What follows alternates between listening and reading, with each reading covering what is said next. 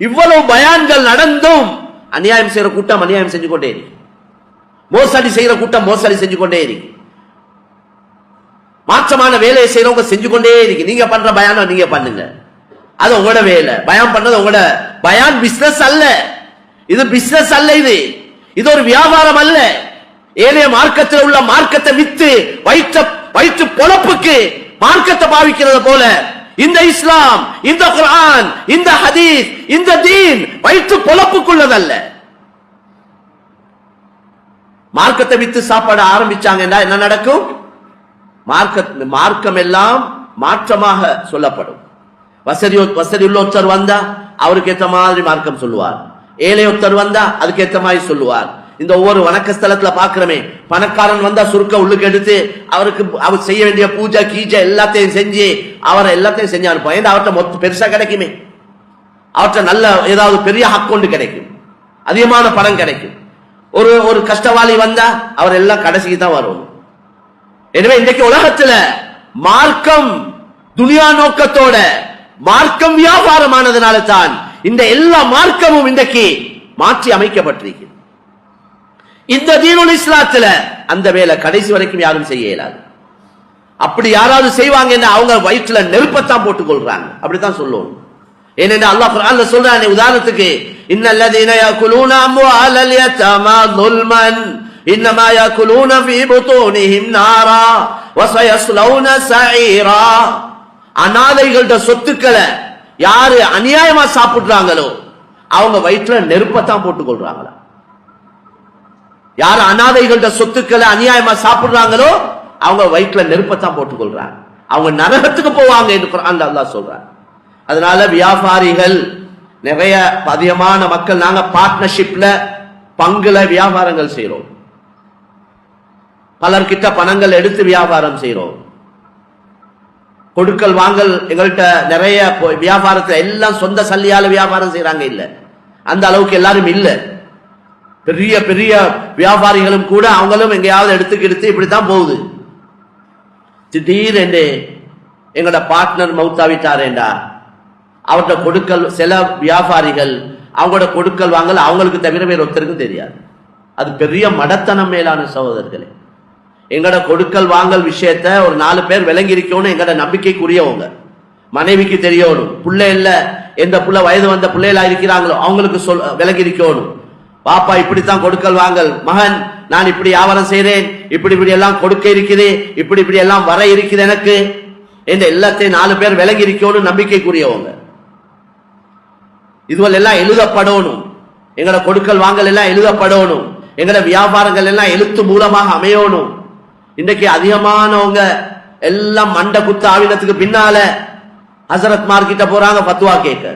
நான் இவருக்கு இத்தனை கோடி கொடுத்தேன், அவர் இப்படியா லாபம் தாரேண்டார், அப்படி லாபம் தாரேண்டார், பாருங்களே இப்படி செஞ்சிட்டார், கொடுத்ததுக்கு என்ன ஆதாரம்?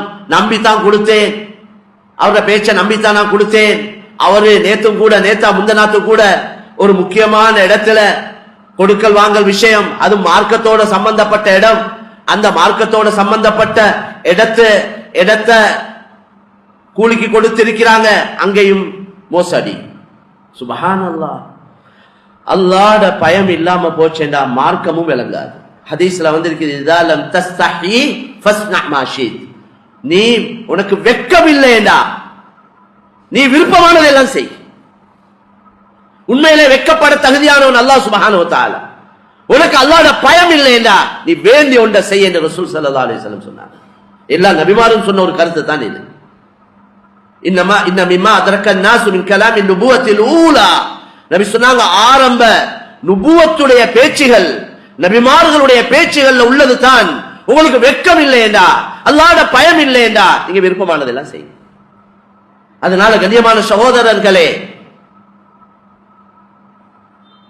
இப்படி சர்வசாதாரணம். அப்ப இந்த பங்குல வியாபாரம் செய்யற விஷயத்துல கட்டாயம் விஷயங்கள் எழுதப்பட்டிருக்கணும். எங்கட கொடுக்கல் வாங்கல் எல்லாம் எழுத்துல இருக்கணும். இல்ல திடீர் மௌத்து தான் இன்றைக்கு அதிகம். ஹதீஸ்ல அப்படித்தான் வந்திருக்குது. கடைசி காலம் ஆவக்கொல சின்ன வயசுல மௌத்து வாரதும் திடீர் மௌத்து அதிகமாகும் என்று ஹதீஸ்ல வந்திருக்கு. அதை நாங்க நீங்க பார்த்து கொண்டிருக்கிறோம். எங்கட குடும்பங்களையும் அப்படி நிறைய விஷயங்கள் நடந்து கொண்டிருக்கு.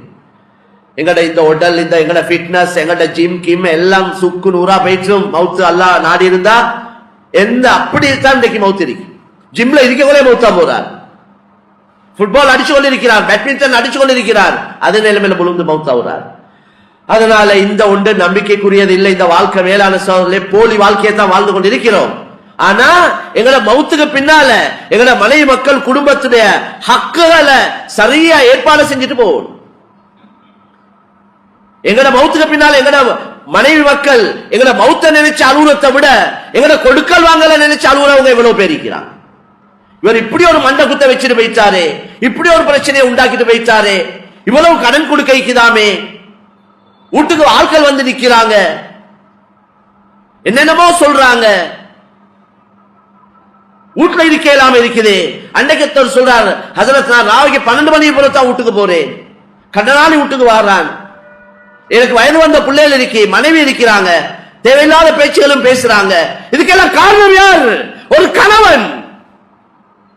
முறையில்லாத வியாபாரங்கள், முறைக்கெட்ட வியாபாரம், வீண் விரயங்கள், தவறான பழக்க வழக்கங்கள், தவறான தொடர்புகள். ஒரு நைட் கிளப் போறார், கசினோ போறார், ஜினால ஈடுபடுறார், தூள் அடிக்கிறார், ஐஸ் அடிக்கிறார், இன்னும் எத்தனையோ ஜாதி பழக்க வழக்கங்கள். இவருடைய இன்பத்தை தான் யோசிக்கிறாரே ஒழிய தன்னை பொறுப்பை பத்தி யோசனை இல்ல. அவருடைய இன்பமும் அவருடைய சந்தோஷமும் அவருக்கு என்னென்னமோ வார்த்தைகளை சொல்றாங்களே, எவ்வளவு கவலையான விஷயம் மேலான சகோதரர்களே. பொறுப்புகள் எவ்வளவு பெரிய ஒரு பொறுப்பு அல்ல அமானிதமா ஒப்படைச்சிருக்கிறான். மனைவி மக்களுடைய பொறுப்பு இருக்கு, கொடுக்கல் வாங்கலுடைய பொறுப்புகள் இருக்கு. நிரந்தரமா தங்கியிருக்க போறாரா? அதனால நாங்க எல்லோரும் முதலாவது எனக்கு உங்களுக்கு, இரண்டாவது நாங்க அல்லாஹ்வை பயந்து நடக்கணும். மௌத்த முன் வச்சுதான் எங்க கொடுக்கல் வாங்கல் இருக்கணும், எடுக்க கொள்ள யோசிக்கணும். எனக்கு கொடுக்க ஏற்பாடு இருக்கா? எனக்கு அத்தனை கோடி தாய், இத்தனை கோடி தாய், அவ்வளவு தாய் இவ்வளவு தாய் எடுக்கிறேனே, எனக்கு என்ன சரி முன்பினானா, எனக்கு காணி ஒன்று இருக்கு வித்து கொடுக்க சொல்லி வைங்க. ஒன்று பயப்படாதீங்க, என்ன சரி முன்பினானா, யாவரம் லஸ்ஸானா, எனக்கு இதுக்குள்ள ஏற்பாடு இருக்கு. சிலவங்களோட பேச்சு இருக்கே, சொல்றாங்களே, அந்த முதநாத்து பேசக்குள்ளே சொன்னாங்க, அவருடைய பேச்சை கேட்டா வயிற்றுல இருக்கிற குழந்தை வெளியே வந்துருவேண்டா. அப்படி பேச்சு சிலவங்களுக்கு, அப்படி பேச்சு திறமை இருக்கு, பேச்சுல சூனியம் இருக்கிறாங்க. ரசூலுல்லாஹ் இன்னபில் பயானில சிஹ்ரா என்றாங்க. சிலவங்களோட பேச்சு சரி கவர்ச்சியா இருக்கும், நம்புற மாதிரி பேசுவாங்க. அல்லாஹ் பாதுகாக்கணும். அதை நல்லதுக்கு பாவிச்சாங்க என்றா அது நன்மையாக அமையும். அதை பாவத்துக்கு மாற்றமான வேலைக்கு பாவிச்சாங்க என்றா அது அவங்களோட சோதனைக்கு தண்டனைக்கு காரணமாக அமையும். அதனால கண்ணியமான சகோதரர்களே, நான் சொல்லிக்கொண்டு வந்த விஷயம் ஈமான் யகீனுடைய விஷயம், கொடுக்கல் வாங்கல் விஷயம். நாங்க பஜாரோட சம்பந்தப்பட்டவங்களா இருக்கிறோம். இன்னைக்கு எல்லாம் பஜார்ல இருக்கிறவங்க தான் வந்திருக்கிறோம். மேலான கண்ணியமான சொல்லே, வியாபாரம் தொழில் விஷயத்துல முழு கவனம் செலுத்தும். எவ்வளவு எங்களால பேணுதலா நடக்க இயலுமோ, எவ்வளவு அதாவது தக்வாவுடைய அடிப்படையில நடந்து கொள்ள இயலுமோ முழு முயற்சி செய்யும். எங்கட சக்திக்கு உட்பட்ட அல்லாஹ் எதிர்பார்க்கிறான், சக்திக்கு அங்கால உள்ளத்தை அல்லாஹ் எதிர்பார்க்கிறான்.